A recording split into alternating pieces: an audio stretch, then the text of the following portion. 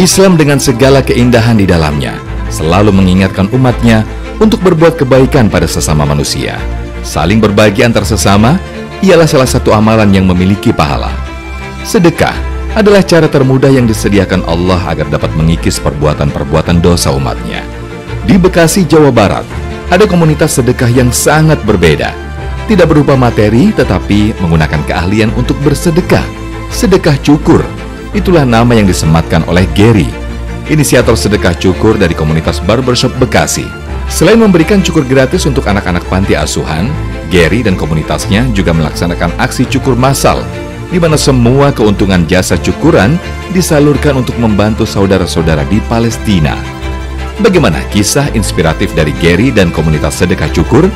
Simak selengkapnya dalam Sah Selalu Ada Hikmah bersama Coach Dennis Lim. Sah Selalu Ada Hikmah. Bismillahirrahmanirrahim. Assalamualaikum warahmatullahi wabarakatuh. Alhamdulillah pemirsa di rumah sehat-sehat terus semuanya. Kita ambil hikmah luar biasa lagi dari narasumber Koko ini kali ini. Beliau ini beramal solehnya dengan cara menjadikan objek sedekahnya jadi rapih, keren, ganteng, tapi juga galang dana untuk Palestina. Ini Masya Allah ya. Di saat yang lain bahkan nggak peduli makan produk-produk beli yang jelas-jelas ngedukung penjajah. Ini beliau berdakwah tetap dukung Palestina dengan apapun caranya, dengan yang bisa dilakukan. Kita ambil kisah inspiratif dari beliau ya. Assalamualaikum warahmatullahi wabarakatuh. Sehat ya Bang Giri? Alhamdulillah sehat. Alhamdulillah. Makasih mau datang ke sini. Saya izin nanya-nanya, ngobrol-ngobrol. Jadi Mas Gary mendirikan gerakan sedekah cukur, betul ya? Ya. Nah, apa itu? Boleh tolong dijelasin. Sedekah cukur ini berawal dari awal dulu kali ya. Awal, silakan. Dulu itu saya bekerja di satu barbershop, ya, namanya Sikat Hairstylist. Di situ saya bekerja sebagai OB. Awalnya tuh? Office boy. Di tahun berapa waktu itu? 2013-an. 2013. Iya. Okay. Saya sebagai office boy di tempat cukur itu 2 tahun saya jadi office boy. Karena kita dulu sering main motor custom, touring ke Bandung, saya kecelakaan. Kecelakaan, saya harus operasi pada saat itu. Tapi alhamdulillah nggak jadi operasi karena bos saya ini awal mulanya. Bos saya ini sama temen partner kerja yang tukang cukur juga ke panti asuhan untuk minta doa biar operasi saya ini berjalan lancar. Gitu. Alhamdulillah walau alam ya itu. Akhirnya didoain. Ya, setelah didoain, saya siangnya itu langsung sembuh, yang tadinya cuma tiduran dong, langsung bisa duduk. Waktu itu emang apa yang harus dioperasi? Luka di mananya? Di samping dubur, Pan. Iya. Ya Allah. Itu cuma beberapa mili doang, robek kecil, cuma dalamnya gede. Itu harus operasi. Dokter pun sampai heran. Itu. Nah, dari situ bos saya itu saya telepon kaget, akhirnya datang ke rumah sakit, terus dia, gara-gara doa anak-anak panti, gitu. Lu mau balas budi gimana lu? Gitu. Akhirnya saya bingung, ya kan, gimana ya Bang ya, kan gitu. Terus kata bos saya, yaudah, gimana kalau kita setiap bulan ke panti asuhan, motongin anak-anak panti kalau motong kan botak-botak doang. Iya, gampang. Iya, gampang. Akhirnya saya lakuin itu, coba terus lama-lama suka. Akhirnya saya. Jadi dari tahun berapa tuh? 2000 mulai motongin anak mulai panti? motong 2015-an. Iya. Sampai sekarang. Setiap bulan masih ke alhamdulillah panti masih juga. ke panti. Pantinya pindah-pindah atau pindah-pindah. Untuk saat ini sih masih Kota Bekasi aja. Jadi dari yang tadinya sekedar minta dilancarin operasinya malah jadi nggak usah operasi semua. Iya, sama sekali enggak. Luar biasa, Masya Allah, alhamdulillah. Jadi akhirnya semenjak hari itu juga.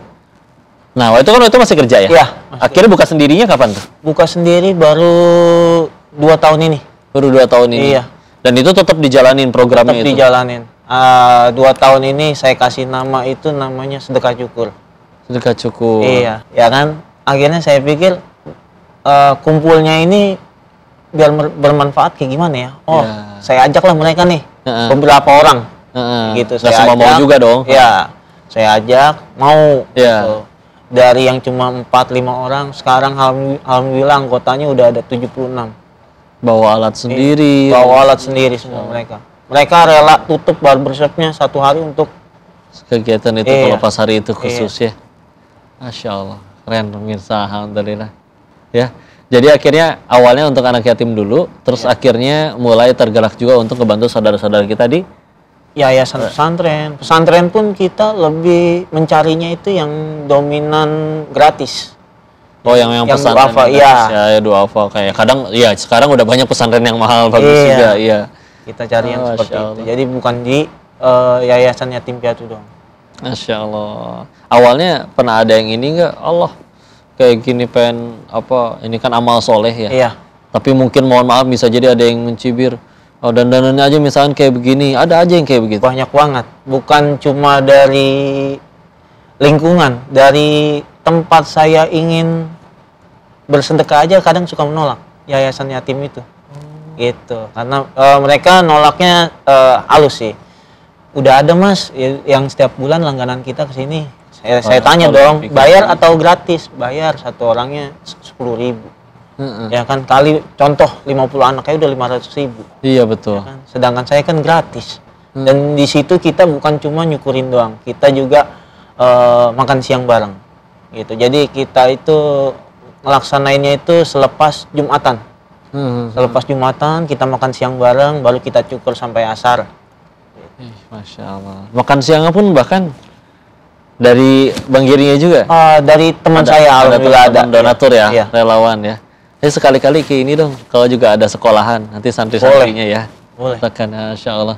Maka ada kegiatan, katanya ada yang buat gelandangan pemulung juga, itu ada program Iya, yang ada. Saya lebih ke ODGJ sih yang di jalan. TGJ. Iya, jadi saya pengen orang-orang itu ketika contoh misalkan ngasih minum, ngasih makan itu nggak takut. Kadang kan ODGJ itu kan iya sih. penampilannya ada yang telanjang lah, Iya.